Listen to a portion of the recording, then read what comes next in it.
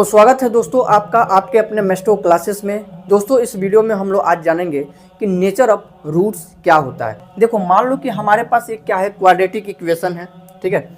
अगर ये एक क्वाड्रेटिक इक्वेशन है जो कि इसका स्टैंडर्ड फॉर्म है ना, और इस तरीके से एक क्वाड्रेटिक इक्वेशन होता है तो हम लोग क्या करते हैं, एक्स का वैल्यू निकालते हैं, राइट। अब उसमें होता क्या है कि कई बार हम लोग जो एक्स का वैल्यू निकालते हैं जिसको हम लोग रूट्स बोलते हैं, जीरो बोलते हैं, सोल्यूशन बोलते हैं, है ना, वो कई बार दोनों सेम आ जाता है या कई बार आप देखेंगे कि वो डिफरेंट आ जाता है। और कई बार ऐसा भी होगा कि उसी x का वैल्यू रूट में, है ना, मान लो कि यहाँ से आ गया रूट में -2, ये जो वैल्यू होता है ना ये रियल नहीं होता, ये रियल नंबर नहीं होता है। अब मान लीजिए हमारे पास एक क्या दिया हुआ है, क्वाड्रेटिक इक्वेशन दिया गया है और आपसे मतलब पूछ दे कि भैया इसका जो है निकालिए क्या चीज़, x का वैल्यू निकालिए या रूट्स निकालिए, राइट। तो हम लोग क्या करते थे, फैक्टराइजेशन मेथड लगाते थे। लेकिन क्या कोई ऐसा भी मेथड है ना, जो कि बिना फैक्टराइजेशन मेथड से, है ना, बिना फैक्टराइजेशन मेथड को यूज किए हम क्या करें, उस रूट्स को निकाल लें, उस जीरोस को निकाल लें? तो है। वो कौन सा मेथड है? ये मेथड है ना। यहाँ पे जो आप देख रहे हैं x equal to -b plus minus root under b² - 4ac/2a, यही वो तरीका है जिससे आप किसी भी क्वाड्रेटिक इक्वेशन का रूट्स निकाल सकते हैं विदाउट फैक्टराइजेशन, ठीक है। अब देखिए ये जो रूट में आप देख रहे हैं ना b² - 4ac, इसका एक नाम है, क्या नाम है इसका, डिस्क्रिमिनांट, है ना। और ये जो डिस्क्रिमिनांट है सारा खेल इसी का है। अब यहाँ से समझिए दोस्तों, मान लो कि हमारे पास एक quadratic equation ax² bx + c equal to क्या है, 0 है। और यदि हम इसका डिस्क्रिमिनांट निकालते हैं ना, यानी d निकालते हैं, ठीक है। और d कैसे निकालेंगे, तो ये फार्मूला है d = b² - 4ac। अब हम निकालें और हम क्या देख रहे हैं कि जो हमारा d है ना उसका वैल्यू जो है 0 से क्या है, ज़्यादा है, तो हम बोलेंगे 2 डिस्टिंक्ट रियल रूट्स, यानी x का 2 वैल्यू निकलेगा और दोनों क्या होगा, अलग अलग होगा। उसी तरीके से यदि देखें अगला, 2 इक्वल रियल रूट्स कब होगा, जब हमारा b² - 4ac इक्वल टू क्या हो जाए, 0 होगा। यानी जो हमारा x का वैल्यू निकलेगा ना वो दोनों क्या होगा, सेम होगा। हम लोग पीछे देखे भी हैं सॉल्व करके, कई बार ऐसा हुआ कि हमारा x का जो है 2 वैल्यू आया लेकिन दोनों क्या आया, सेम आया, है ना। तो वो कब होगा, जब आपका b² - 4ac इक्वल टू क्या हो जाए, 0 हो जाए।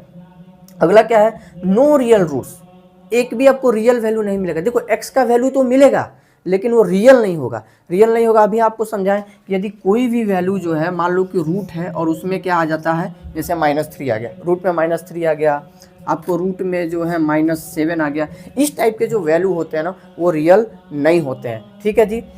तो वो कंडीशन कब आएगा, जब आपका b² - 4ac का वैल्यू क्या हो, लेस देन 0 हो, यानी नेगेटिव वैल्यू हो, 0 से कम हो, है ना, किसका, d का वैल्यू, तब हम बोलेंगे कि इस केस में जो है नो रियल रूट्स। तो ये चीज़ था, है ना। अब आगे जो है हम आपको 3 ऐसा क्वेश्चन कराएंगे जहाँ पे आप देखिएगा कि एक केस में 2 डिस्टिंक्ट रियल रूट्स आएगा, एक केस में 2 इक्वल रियल रूट्स आएगा और एक केस में क्या होगा कि नो रियल रूट्स मिलेगा आपको, ठीक है। तो चलिए आगे बढ़ते हैं। तो दोस्तों जैसा कि मैंने आपको बताया कि हम 3 क्वेश्चन कराने वाले हैं, है ना, और हम लोग देखेंगे कि वहाँ पे रूट्स का क्या हो रहा है। तो सबसे पहला क्वेश्चन हम ये लेते हैं, है ना, और इसको हम लोग इसका मतलब डी निकाल के देखते हैं कि क्या हो रहा है, रियल रूट्स आ रहा है या 2 डिस्टिंक्ट मतलब 2 इक्वल रियल रूट्स आ रहा है या 2 डिस्टिंक्ट रियल रूट्स आ रहा है या नो रियल रूट्स आ रहे हैं, है ना। तो ध्यान से समझिए। तो देखो जैसा कि आपको पता है कि d का जो फार्मूला वो होता है b² - 4ac, राइट। अब इसमें आपको ये समझना है कि b क्या है, a क्या है और c क्या है, ठीक है। तो देखिए जो x² का कोफिशिएंट है ना, यानी जो x² के साथ मल्टीप्लाई में है कोई भी नंबर, वही हमारा क्या है, a है। तो यहाँ पे तो कुछ नहीं दिख रहा है, यानी क्या है, a है।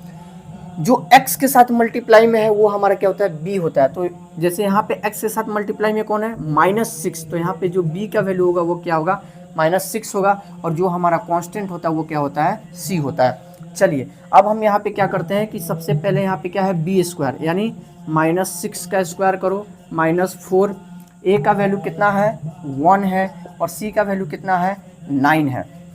जैसा कि आपको पता है कि 6 का स्क्वायर कितना होता है, 36 होता है, लेकिन यहाँ पे 6 नहीं है, -6 है, तो भी कोई टेंशन लेने वाली बात नहीं है, क्योंकि देखो माइनस का स्क्वायर जो है ना प्लस होता है और 6 का स्क्वायर 36, तो इस तरीके से ये आपको क्या मिलेगा, प्लस का 36, ओके। फिर यहाँ देखिए -4 इंटू 1 इंटू 9 कितना हो जाएगा 36। तो हम देख सकते हैं कि 36 में से यदि 36 माइनस करेंगे तो कितना आएगा 0, यानी d का वैल्यू क्या आ गया दोस्त 0। अब याद करो हम आपको बताए थे कि जब d का वैल्यू 0 हो जाता है तो रूट्स क्या होते हैं, बिल्कुल सही सोच रहे हो, 2 इक्वल रियल रूट्स है ना। तो यहाँ पे हम लोग लिखेंगे नेचर ऑफ रूट्स हमारा क्या होगा 2 इक्वल रियल रूट्स। ठीक है, अब हम लोग नेक्स्ट क्वेश्चन देखते हैं और वहाँ पे देखते हैं कि क्या हो रहा है। तो नेक्स्ट क्वेश्चन देखते हैं x square minus 5x plus 6 equal to 0। अब इसका हम लोग क्या करते हैं, सबसे पहले ए पता कर देते हैं जो कि 1 है, b का वैल्यू जो है वो -5 है और c का वैल्यू कितना है 6 है जी। यहाँ से आपको क्या निकालना है d निकालना है। पहले d का फॉर्मूला लिखिए b square minus 4ac, right, okay जी। अब देखो भाई b कितना है, तो ये है आपका -5, यहाँ पे -5 का स्क्वायर कर दो, ओके। 4 है तो 4 कीजिए, a का वैल्यू है 1 और c का जो वैल्यू वो कितना है 6 है।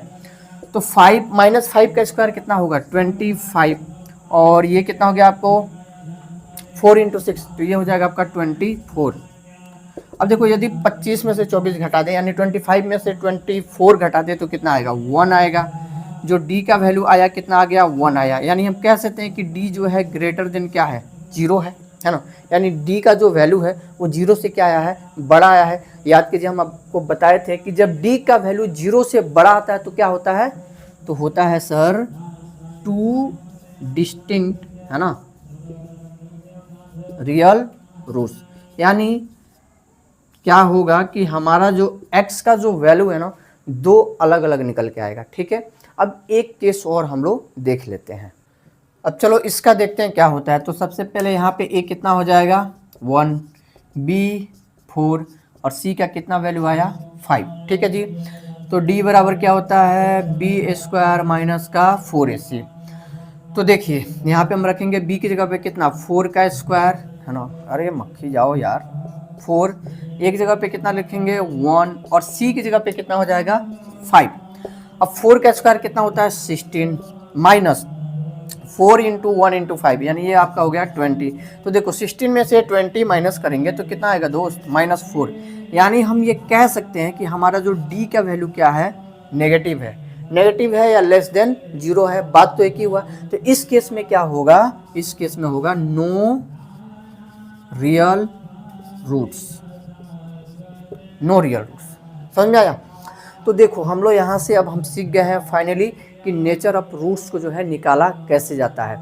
यानी आप पता कैसे कर सकते हैं कि जो हमारा रूट्स निकल के आने वाला है वो रियल होगा है ना, मतलब 2 डिस्टिंक्ट रियल होगा या रियल नहीं होगा या फिर 2 इक्वल रियल रूट्स होगा। ठीक है, एक क्वेश्चन और हम आपको कराएंगे जहाँ से आप ये अब सीखेंगे कि जो हमारा रूट्स है वो कैसे निकालते हैं। देखो अभी हम लोग नेचर ऑफ रूट्स पता किए हैं, रूट्स नहीं निकाले हैं है ना, क्या पता किए हैं नेचर ऑफ रूट्स। लेकिन अब जो हम आपको दिखाने वाले हैं ना वहाँ पे आप देखेंगे कि रूट्स कैसे निकाला जाता है। ठीक है, तो देखो ऐसे तो हम किसी भी एक इसी में से किसी एक क्वेश्चन को लेके दिखा सकते हैं, राइट। ठीक है जी, तो चलिए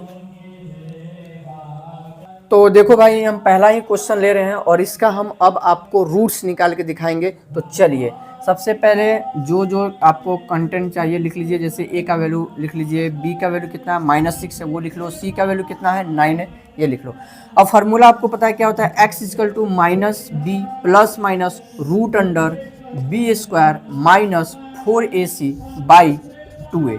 ओके, अब ध्यान दीजिएगा ये जो माइनस है ना इस b के साथ ही रहता है, तो आपको थोड़ा सा मतलब कि कॉमन सेंस यूज करना है। जैसे यहाँ पे लिखेंगे माइनस, अब फिर b का भी वैल्यू क्या है वो भी माइनस में ही है, तो एक ब्रैकेट लगाइए और यहाँ पे लिखिए -6। ठीक है, फिर यहाँ पे प्लस माइनस, अब b की जगह पे कितना रखोगे तो -6 का स्क्वायर, हालांकि हम लोग पहले निकालें तो पता भी है कितना है लेकिन फिर भी हम लोग निकालेंगे यहाँ पे। ठीक है, 4 इंटू a का वैल्यू 1 है और c का वैल्यू कितना है 9, नीचे क्या है 2 इंटू a यानी a की जगह पे कितना 1। ठीक है, अब देखिए माइनस माइनस क्या हो जाएगा प्लस हो गया, तो ये तो 6 हो गया plus minus root under 36 minus 36, right. ठीक है, और नीचे कितना है 2 है, तो आप समझ गए होंगे क्या होने वाला है। यहाँ पे देखो 36 में से जब 36 माइनस करेंगे तो रूट में क्या मिलेगा, 0 मिलेगा सर, है ना, क्या मिलेगा, 0 मिलेगा। तो रूट 0 का क्या निकालोगे दोस्त, तो रूट 0 का तो 0 ही हो जाएगा, है ना। तो बचेगा क्या अपने पास बचेगा 6 प्लस माइनस 0/2। अब यार तुम 6 में 0 जोड़ो या घटाओ, क्या फ़र्क पड़ता है भाई, कोई फ़र्क नहीं पड़ेगा, 6 का 6 ही रह जाएगा। यानी इसको हम ऐसे लिख सकते हैं कि नहीं, 6 लिख सकते हैं बिल्कुल, और यहाँ पे 2 से लगा देंगे डिवाइड, तो इससे ये कट गया, कितना आया 3। तो हम देख सकते हैं, है ना।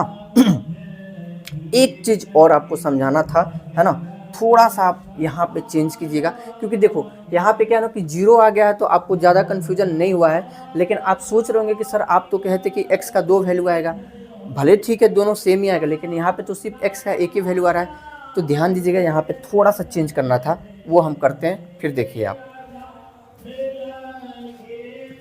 अब देखो यहाँ पे करना क्या था, है ना, जैसे ये जो वैल्यू निकल के आया ना, यहाँ पे क्या आया 6 प्लस माइनस 0, है ना, और बाई में 2। यहाँ पे क्या करना था, इनको 2 पार्ट में तोड़ देना था। यानी यहाँ पे हम लिखेंगे एक 6 प्लस 0/2, और यहाँ पे लिखते 6 माइनस 0/2, है ना। तो यहाँ से क्या होता है आपका कि ये हो जाता है 6/2, राइट। तो देखो ये x का वैल्यू 3 आ गया, और 6 में से 0 माइनस करोगे तो 6 ही आएगा, तो ये भी क्या आ गया आपका 3 ही आ गया। तो इस तरीके से आप देख सकते हैं कि 2 वैल्यू आए हैं x के, दोनों क्या है, सेम है। तो बनाते समय आपको ध्यान देना पड़ेगा कि एक बार प्लस साइन लेके चलना पड़ेगा और एक बार माइनस साइन लेके चलना पड़ेगा। यदि आप ऐसे नहीं करेंगे तो फिर आपका रॉन्ग हो सकता है, या आपको थोड़ा सा समझने में कन्फ्यूजन हो सकता है, ठीक है। चलिए, तो आई होप कि आपको समझ में आ गया होगा कि नेचर ऑफ रूट्स क्या होता है और रूट्स निकालते कैसे हैं, ठीक है। अब दोस्तों हम लोग देखेंगे जो हमारा एक्सरसाइज है 4.3, उससे पहले के जो भी एग्जाम्पल है, जो कि आपको मिलेगा नेक्स्ट वीडियो में।